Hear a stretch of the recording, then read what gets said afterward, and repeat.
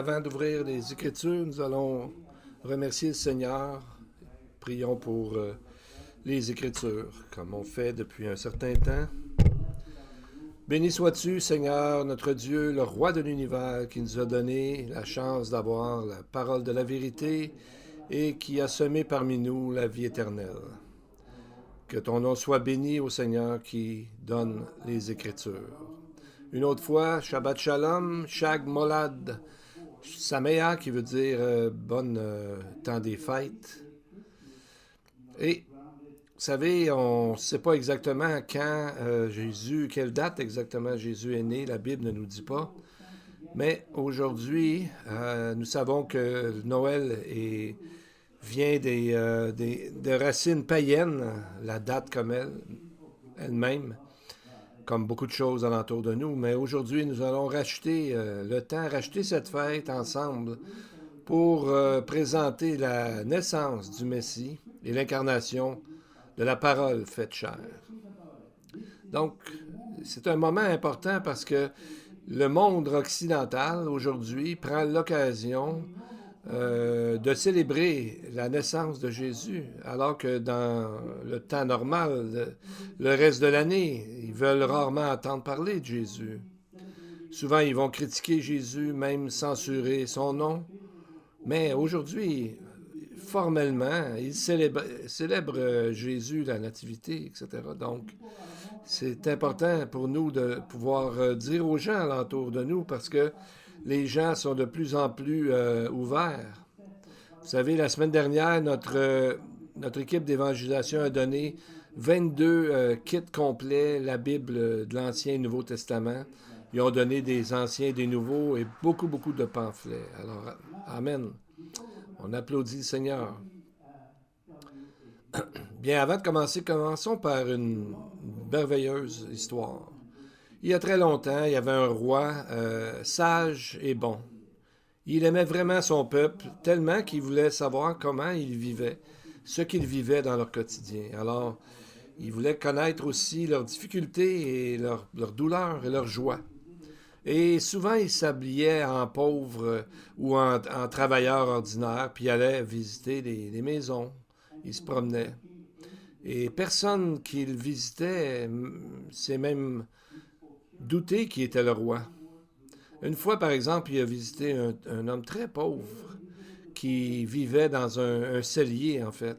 Alors, il a vu ce que l'homme mangeait et voyant qu'il ne mangeait pas beaucoup, il a dit quelques mots à l'homme pauvre. Ensuite, il est parti. Ensuite, il est venu le visiter et il a dit son identité. Il dit « Je suis ton roi ». Et il s'attendait peut-être que le monsieur lui demande quelque chose, une faveur, mais l'homme a dit « Te laisser ton palais et ta gloire pour me visiter dans cette place sombre et froide. Tu as mangé ce que je mangeais, tu m'as amené de la joie dans mon cœur avec tes mots. Et tu peux donner tes richesses aux autres, mais pour moi, tu t'es donné toi-même et c'est la plus grande richesse. » Est-ce qu'il y a un roi comme ça qui existe? Oui, c'est Jésus, le Messie, Yeshua HaMashiach, le Seigneur des Seigneurs, il est le roi.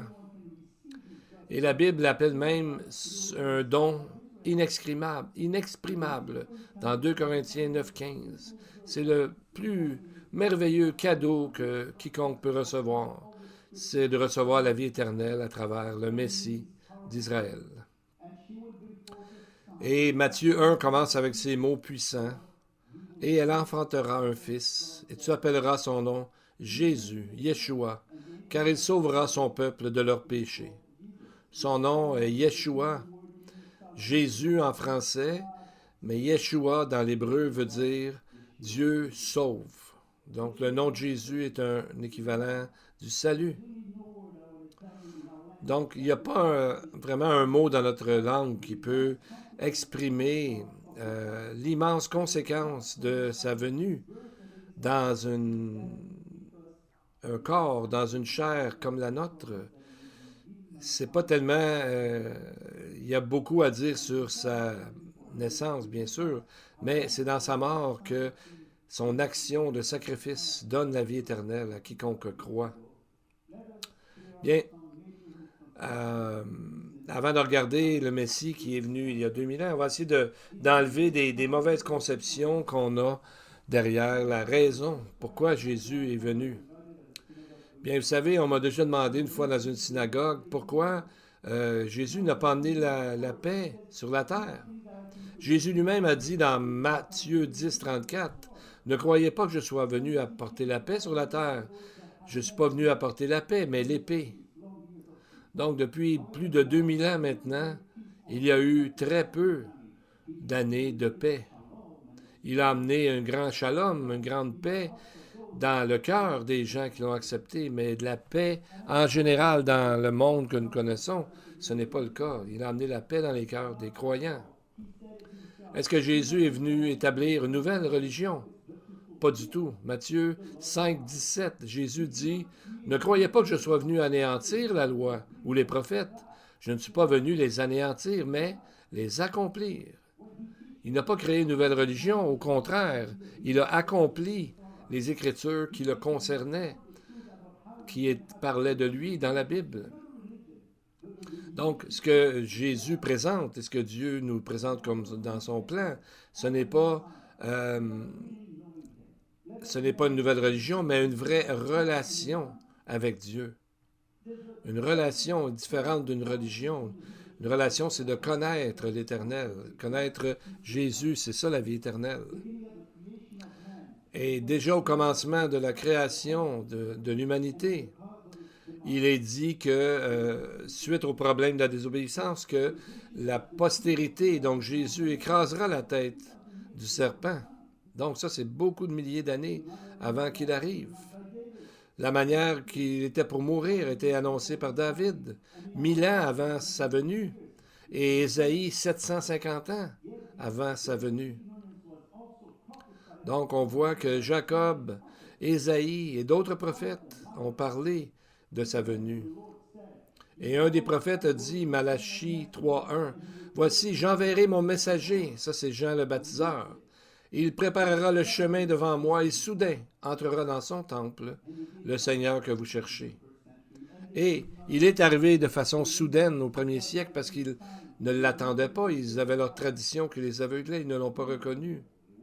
La raison, c'est que les gens avaient bâti une religion en Israël à partir d'autres livres que les Écritures, souvent. Et ce dilemme continue aujourd'hui. Mais on voit que les Écritures parlaient de Jésus, de sa venue, de la venue du Messie, très clairement. Donc, c'est ce que nous devons faire, présenter Jésus comme les Écritures le présentent. Il n'y a pas d'autre meilleure façon. Bien. Maintenant, on va aller dans les Écritures pour voir la merveilleuse histoire derrière sa première venue. Luc, chapitre 2, les versets 1 à 7. Les premiers versets nous montrent dans quel genre de monde a paru le Sauveur. 1 à 7. En ce temps-là parut un édit de César Auguste, ordonnant un recensement de toute la terre. Ce premier recensement eut lieu pendant que Quirinius était gouverneur de la Syrie. Tous allaient se faire inscrire, chacun dans sa ville. Joseph aussi monta de la Galilée, ville de Nazareth, pour se rendre en Judée, dans la ville de David, appelée Bethléem, parce qu'il était de la maison et de la famille de David, afin de se faire inscrire avec Marie, sa fiancée, qui était enceinte. Pendant qu'ils étaient là, le temps où Marie devait accoucher arriva, et elle enfanta son fils, premier-né. Elle l'emmaillota et le coucha dans une crèche, parce qu'il n'y avait pas de place pour eux dans l'hôtellerie. Donc, ce n'est pas parce qu'il y avait un décret que César a donné que Joseph et Myriam, ou Marie, sont allés à Bethléem pour que Jésus puisse y naître. La réalité, c'est que Jésus est né à Bethléem, parce que Dieu avait donné une prophétie dans Michée, chapitre 5, verset 2, qu'il naîtrait à Bethléem. Ça, c'est l'endroit de sa naissance. Et il fallait qu'ils naissent à un temps spécifique, comme la prophétie de Daniel 9, 23 disait, donc juste avant le premier siècle. Et ensuite, il fallait qu'ils descendent dans le territoire de Juda, parce que et Joseph et Marie étaient de la maison et de la lignée ou de la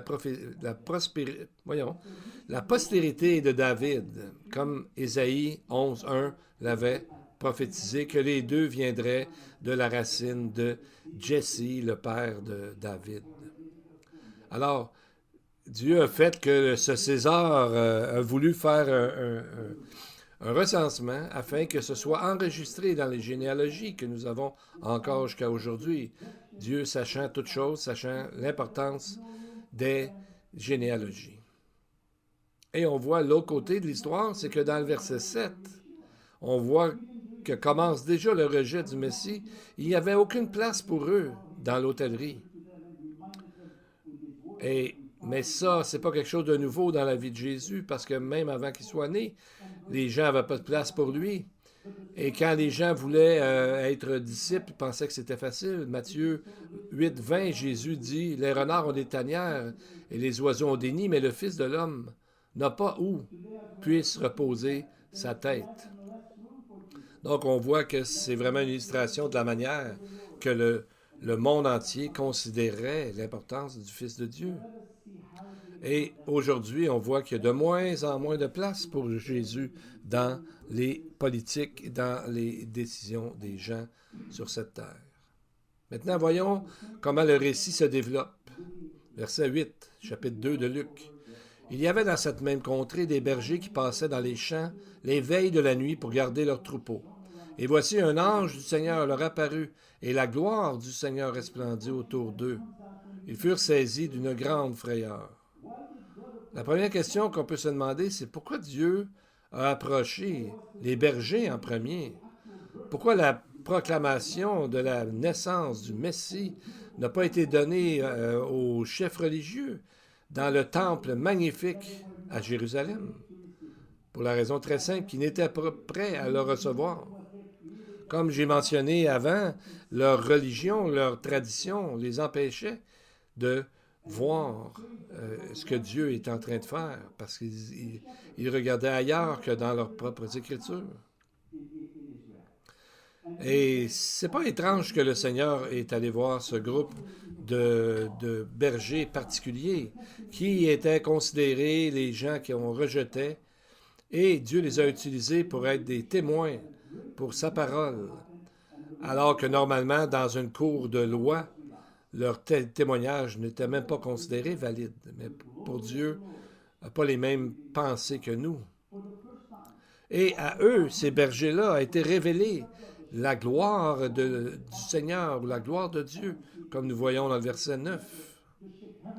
Donc, pour la première fois depuis 500 ans, alors que l'Esprit de Dieu, la gloire Shekinah, a quitté le temple, comme nous voyons dans Ézéchiel 8 à 11, la Shekinah, la gloire de Dieu, revient cette fois devant certains bergers. Et tout ça, c'est important, la manifestation de la lumière, comme Genèse 1.3, quand Dieu a dit que la lumière soit, et la lumière fut. Et comme quelqu'un a dit, ça c'est la lumière du Messie. C'est une description que le Messie arrive. Et pourquoi que le Seigneur des Seigneurs, maintenant, l'autre question, pourquoi aller à cet endroit-là, en Israël, et pas à un autre endroit? Pourquoi aller exactement là? Et c'est là que nous allons trouver quelque chose d'extraordinaire. Luc nous dit qu'ils étaient dans cette même contrée, donc entre Jérusalem et Bethléem. Au verset 8, nous voyons ça. Donc, ça doit être le chemin que Joseph et Marie ont dû prendre. Et ces bergers, à l'endroit qu'ils étaient exactement, c'est parce qu'il y avait des animaux particuliers comme brebis. C'était des brebis destinées au sacrifice pour le temple. Donc, il y avait des animaux exprès pour être sacrifiés. C'est ce que la loi orale juive, qu'on appelle la Mishnah, nous dit. Pour ce qui est du bétail trouvé entre Jérusalem et Migdal-Éder, pour un mâle, ce sera pour être un holocauste, pour une femelle, ce sera pour être une offrande de paix.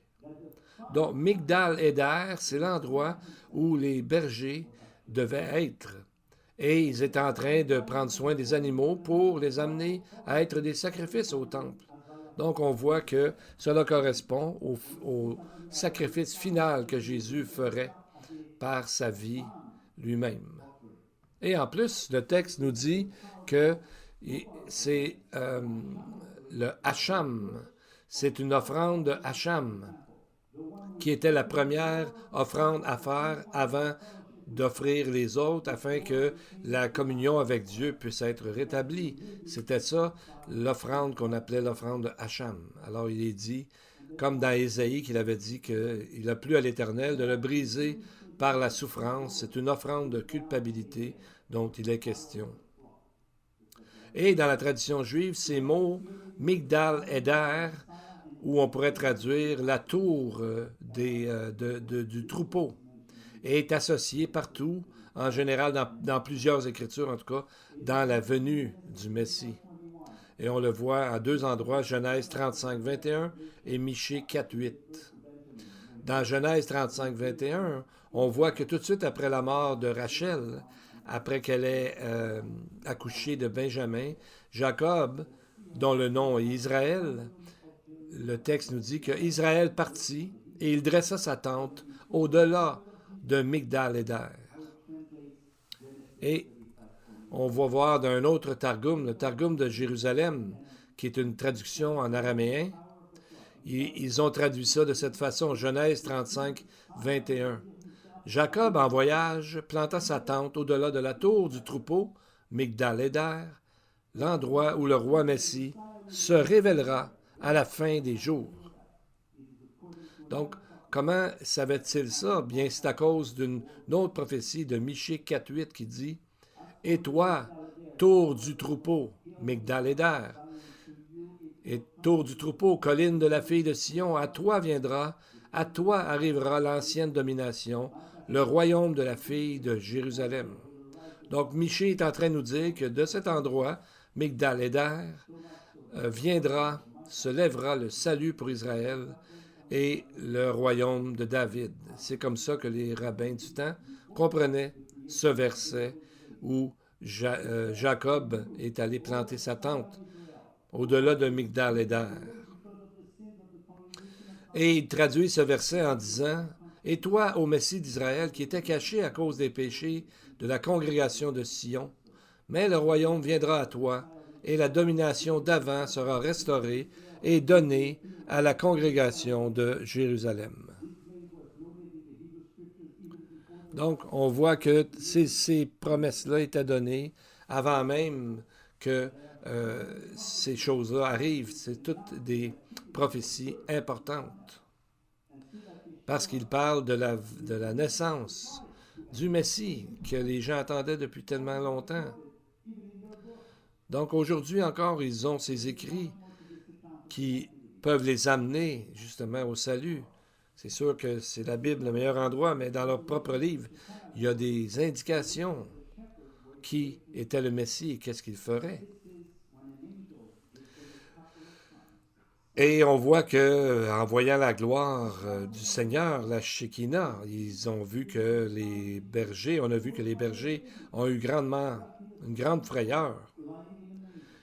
Luc 2,12 nous dit que l'ange leur dit « Et voici à quel signe vous le reconnaîtrez, vous trouverez un enfant emmailloté et couché dans une crèche. » Donc ça, c'est assez merveilleux. Dans les versets 7, 12 et 16, on nous parle justement de coucher dans une crèche et d'un enfant emmailloté. Donc ça doit être important si on en parle 3 fois. Bien, ça fait ressortir l'humilité du Messie dans sa première venue. Et nous montre aussi comment c'est facile d'approcher Dieu pour n'importe qui veut le faire. Parce que approcher un bébé, personne a peur d'approcher un bébé. Donc on voit qu'est-ce que Dieu a fait pour s'approcher des gens afin que tout soit là en place pour qu'ils croient. Il leur reste simplement à croire. Et tout ça est en accord avec deux grandes prophéties. Ésaïe 53, 2, la première. Il s'est élevé devant lui comme une faible plante, comme un rejeton qui sort d'une terre desséchée. Il n'avait ni beauté, ni éclat pour attirer nos regards, et son aspect n'avait rien pour nous plaire. Donc on voit les mots faible plante. En hébreu, c'est un seul mot, yonek. Yonek, c'est toujours traduit comme un petit enfant. 12 fois, ce mot est traduit comme un petit enfant, mais ici, pour une raison qu'on ne sait pas trop, c'est traduit une faible plante. Donc, mais selon ce qu'on peut lire dans la Bible, ce qu'on voit, c'est que c'est vraiment un bébé qui n'a pas encore été sevré du sein de sa mère, un enfant à la mamelle. Donc, c'est ce que ça veut dire, dans le fond, une faible plante, mais il aurait idéalement dû traduire ça comme un enfant, comme partout ailleurs, c'est traduit. Et dans la Septante, 300 ans avant Jésus, ils ont utilisé le mot enfant. Voici ce qu'ils ont dit dans leur texte. Il s'est élevé devant lui comme une faible enfant. Il n'avait ni éclat, ni beauté pour attirer nos regards, et son aspect n'avait rien pour nous plaire. Alors, ils ont utilisé le mot, pour traduire, le mot paidion, qui décrit, qui est utilisé aussi dans Luc 1, 59, qui dit « Le 8e jour, ils vinrent pour circoncire l'enfant. » Voyez-vous, c'est pas une faible plante, là. C'est un enfant à la mamelle, un enfant au sein, comme on dit. Et la deuxième prophétie concernant son enfance et son humanité, c'est dans Ésaïe 9, 6. Un enfant nous est né, un fils est donné, la domination reposera sur son épaule. On l'appellera admirable, conseiller, Dieu puissant, Père éternel, prince de la paix.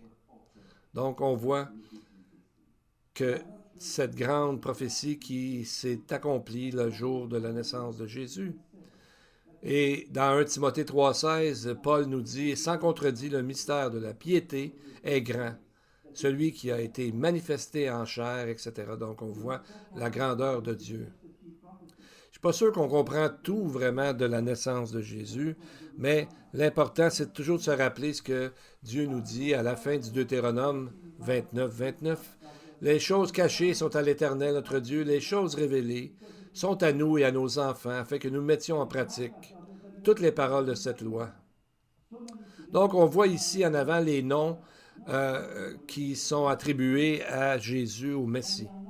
Et aussi les éléments qui vont avec ça. Michée nous dit qu'il devait naître à Bethléem. Daniel 9, 24 nous dit par 2 fois qu'il va mourir, mais il nous dit aussi le temps qu'il va revenir. Ésaïe 11, 1 parle de son humilité. Michée 4, 8 dit qu'il va premièrement se révéler lui-même devant où sont les bergers, à Migdal-Éder. Ésaïe 53 nous parle de son humilité. Le verset 10, il est appelé le Hacham, comme on a dit, le premier sacrifice qui ouvre la porte pour pouvoir entrer en la présence de Dieu.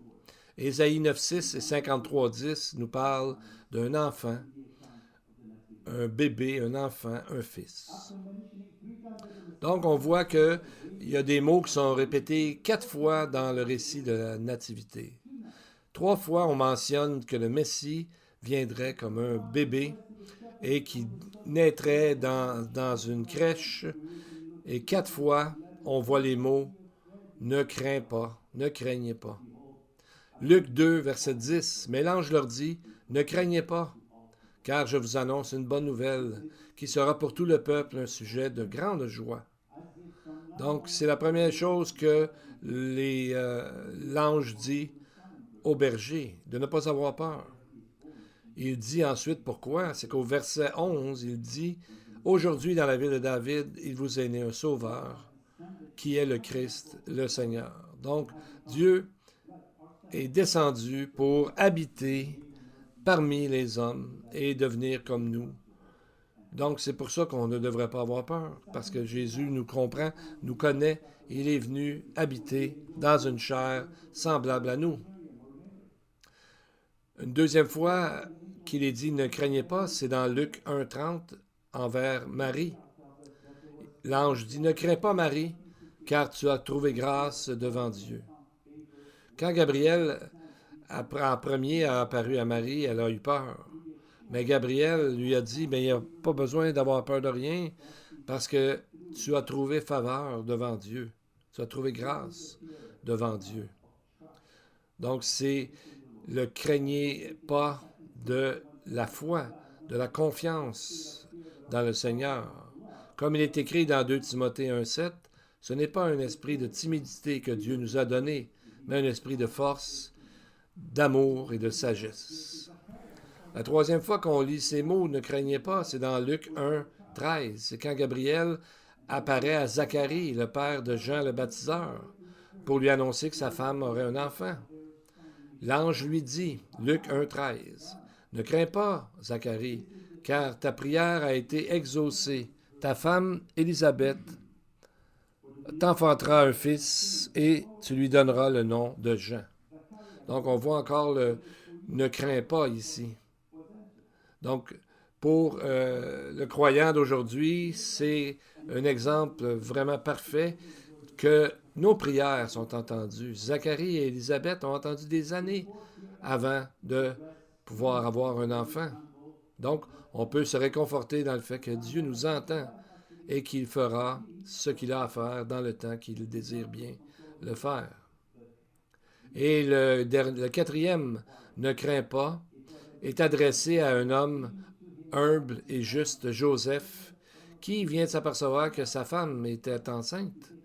Mais il n'a pas perdu contrôle de lui-même parce qu'il voulait la divorcer de façon en secret pour ne pas l'amener de la honte. Et c'est à ce moment que Gabriel est venu lui parler, Matthieu 1, 20. « Joseph, fils de David, ne crains pas de recevoir Marie, ta femme, car ce qui a été conçu en elle est du Saint-Esprit. » Ça, c'est le « ne crains pas » du réconfort. Et je trouve ça intéressant que Gabriel n'est pas venu avant vers Joseph. C'était un temps d'épreuve pour Joseph et on peut voir que ça a été très bien.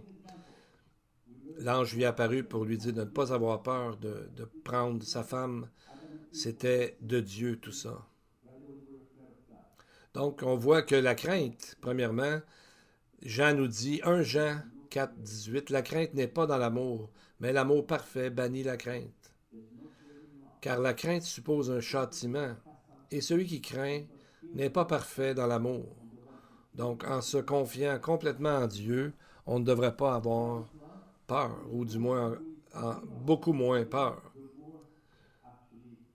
Parce que Dieu est amour, et plus nous nous rapprochons de Dieu, de son amour, et plus la peur va se dissiper, va s'atténuer.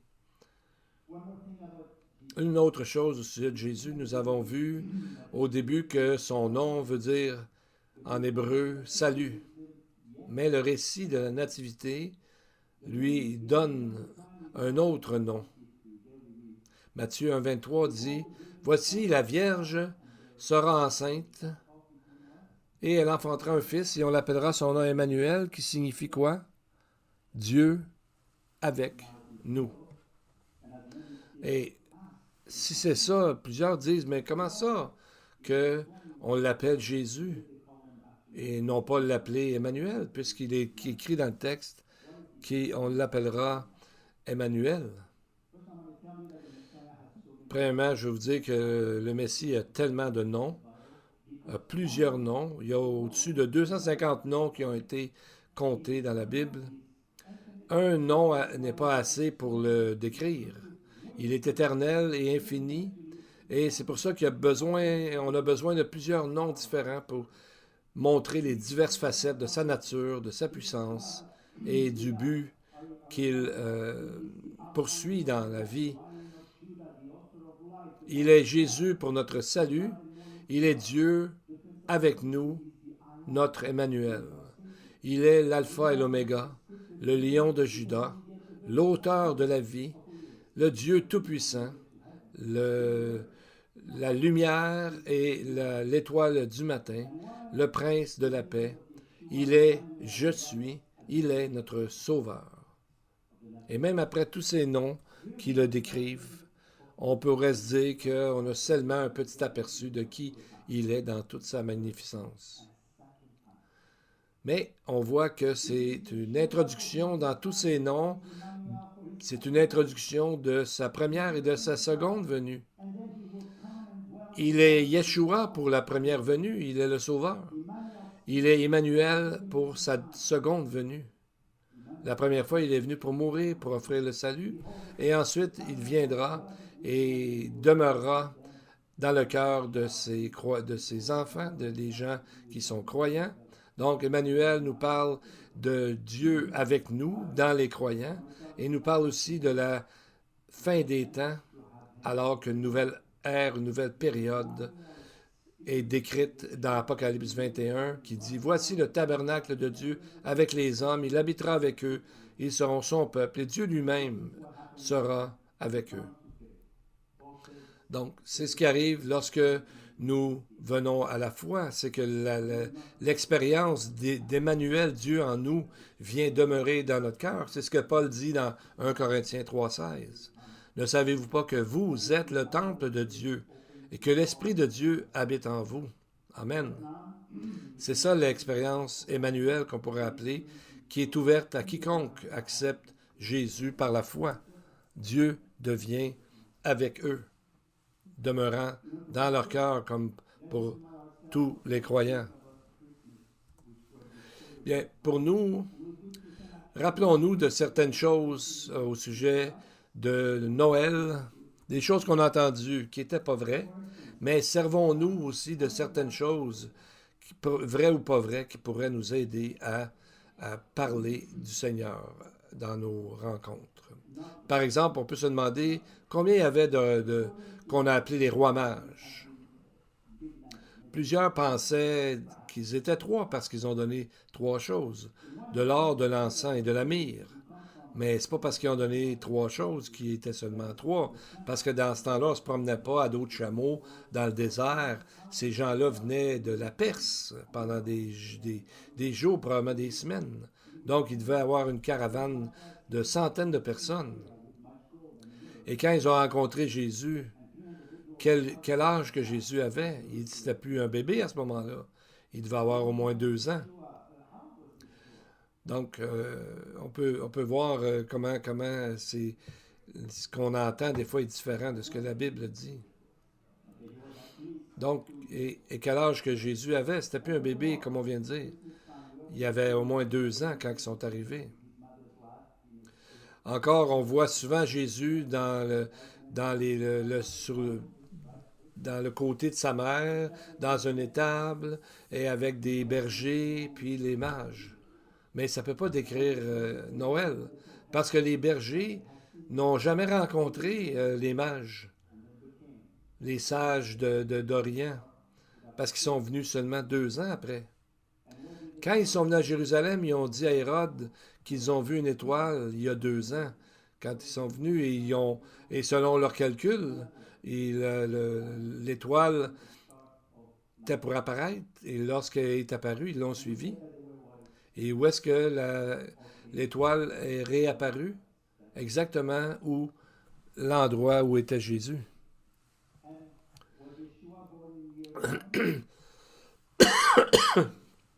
Pardon. Et est-ce que Jésus est né dans l'année 1? Pas vraiment.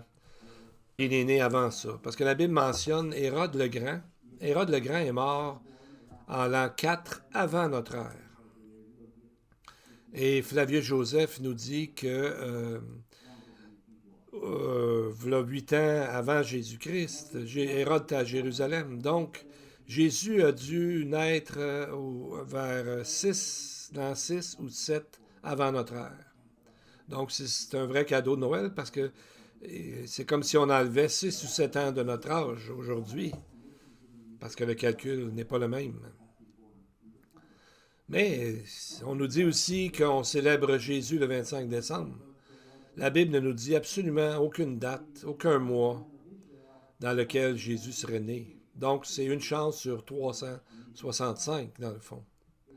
Mais, quand on considère juste une autre information que Luc nous donne, ça nous fait penser que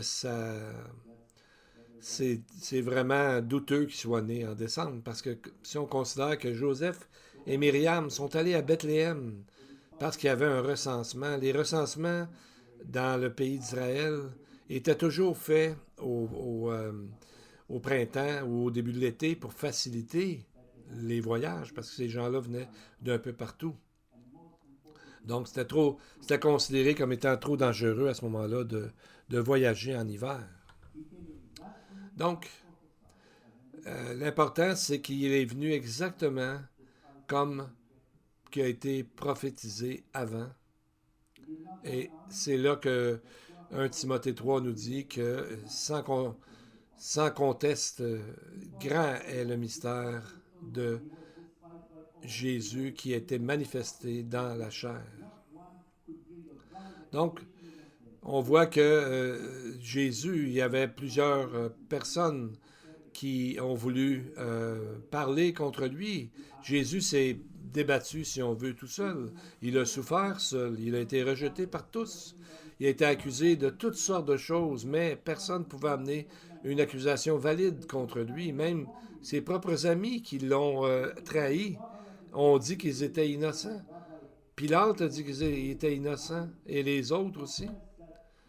Et donc, personne pouvait faire ce que Jésus faisait, même si Dieu n'était pas avec lui. Donc, c'est ce que Nicodème a dit lorsqu'il est allé voir Jésus. Il a dit, personne ne peut faire des choses que tu fais.